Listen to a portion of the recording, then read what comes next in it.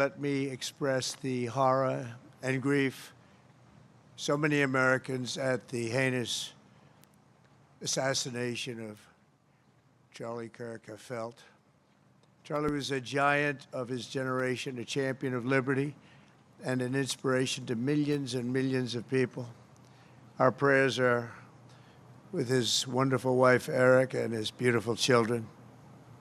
Fantastic people they are. We miss him greatly, yet I have no doubt that Charlie's voice and the courage he put into the hearts of countless people, especially young people, will live on. I'm pleased to announce that I will soon be awarding Charlie Kirk posthumously the Presidential Medal of Freedom. The date of the ceremony will be announced, and I can only guarantee you one thing, that we will have a very big crowd, very, very big. Thank you, my fellow Americans.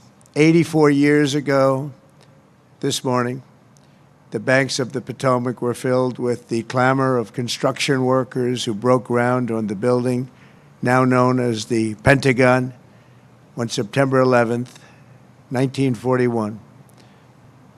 At the time, it was the biggest building ever built.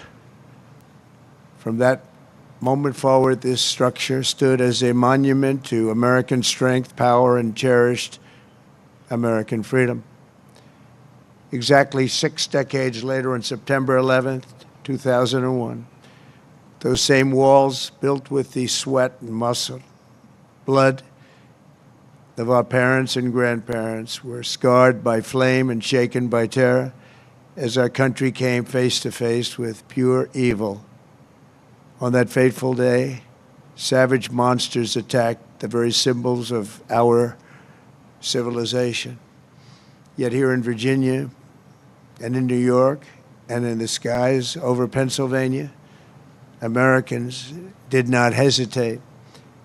They stood on their feet and they showed the world that we will never yield, we will never bend, we will never give up, and our great American flag will never, ever fail. That terrible morning 24 years ago, time itself stood still. The laughter of school children fell silent. The rush of our traffic came to an absolute halt. And for 2,977 innocent souls and their families, the entire world came crashing down so suddenly. In the quarter of a century since those acts of mass murder, 9/11 family members have felt the weight of missed birthdays and empty bedrooms, journals left unfinished, and dreams left unfulfilled. To every member that still feels a void every day of your lives, the First Lady and I unite with you in sorrow. And today, as one nation, we renew our sacred vow that we will never forget September 11th, 2001. Amid the horror of that morning, some used cell phones and office lines to whisper their final words to those who mattered most. They whispered indeed.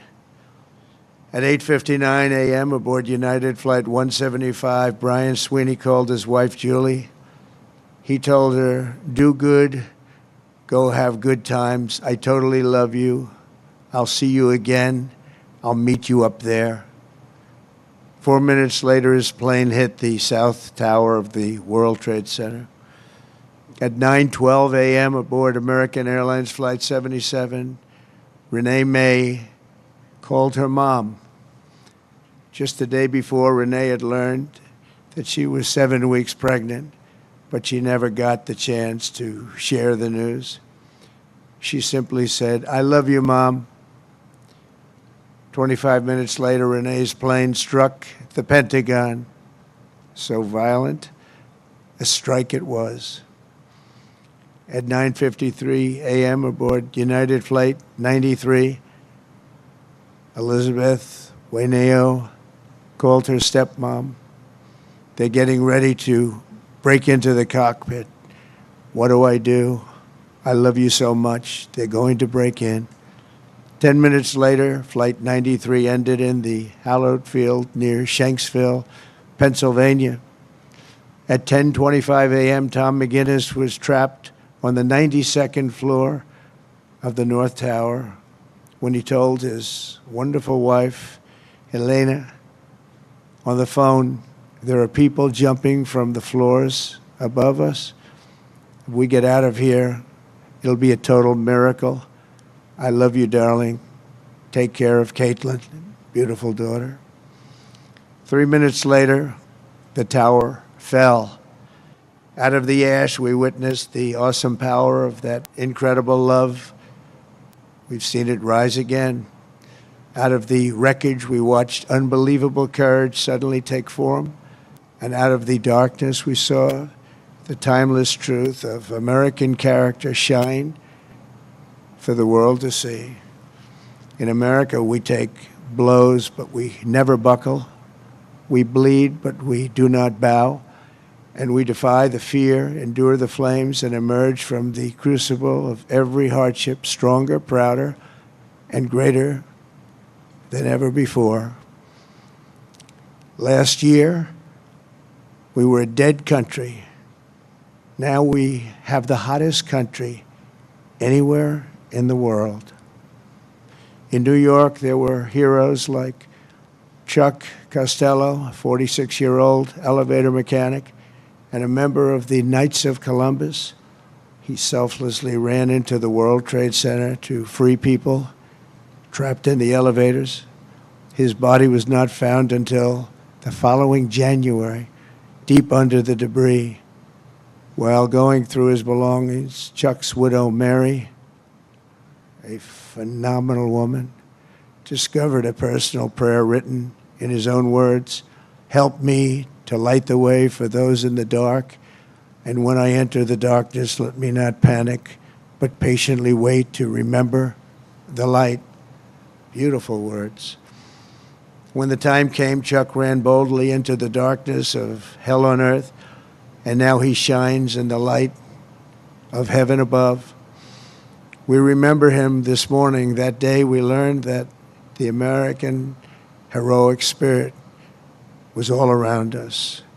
We saw it in the police officers, the great firefighters, the service members here at the Pentagon, and in the hearts of every American who answered history's call. One such hero was Army Sergeant First Class Steve Workman, who was on the edge of the impact zone when this incredible Pentagon was hit. He was right there. After leading hundreds of people to escape routes, Steve turned back and plunged into the inferno itself. Pushing through the debris, he came upon a severely burned Navy lieutenant, the only survivor from the Navy Command Center. Only one. The wounded lieutenant looked into Steve's soul and said, "Don't let me die." Steve replied, "I won't. I've got you. Just hang on."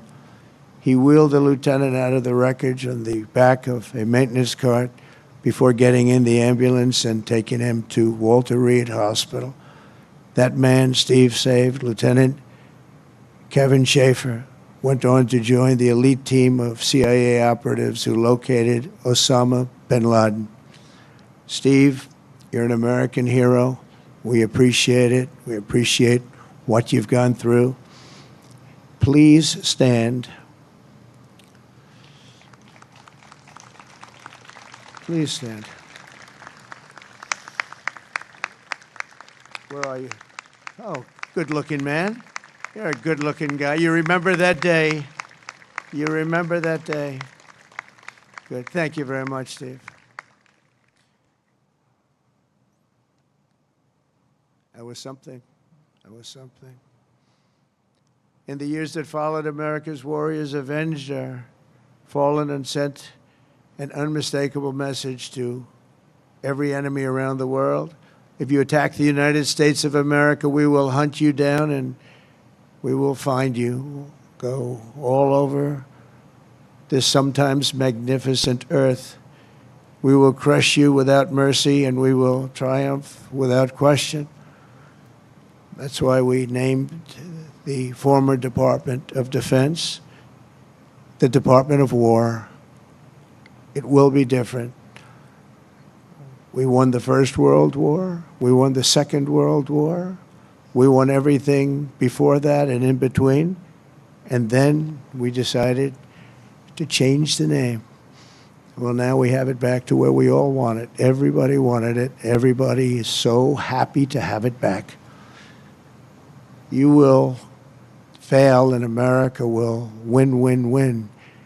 The enemy will always fail. 24 years have passed since that Tuesday morning in September, and an entire generation of Americans have come of age in a totally different world. While they cannot remember the agony of that day, they are carrying on the legacy of those who lost. Around 8:30 a.m. on the morning of the attacks, Army Lieutenant Colonel Kip Taylor sent an email to his friends and family describing the joys of fatherhood and his excitement for the upcoming birth of his unborn son. He wrote, "After you have kids, there are days that you just get going and you say, 'Hi, honey, I'm home.' What we do until that moment pales in comparison, but just that little statement, 'Hi, honey,' so American, so beautiful." But that's really the point of it all, isn't it? An hour after he sent that email, Flight 77 flew into Colonel Taylor's Pentagon office and claimed the life of a very proud father and true patriot. 6 weeks later, on October 25th, 2001, Colonel Taylor's son, Luke, was born. Luke then tragically lost his mom to cancer when he was just 2 years old, leaving him to be raised by his father's brother. As a young boy, Luke asked his uncle about the folded flag on the bookshelf, and when he learned about his dad's decades of devotion to the Army and the horrors of September 11th, that's when he learned. Luke carried that memory with him and joined the ROTC as a college freshman. He graduated just last year, and I'm pleased to say he is with us today as a second lieutenant and doing very well. He's rising quickly in the infantry, preparing for Army Ranger School. The spitting image of his dad, they say, Luke says that every time he puts on a uniform, he feels connected to his father and to our country. But it was a father he never knew.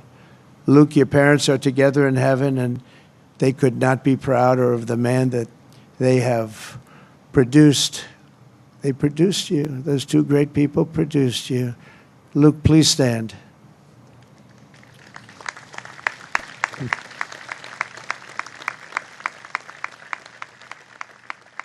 Thank you, Luke.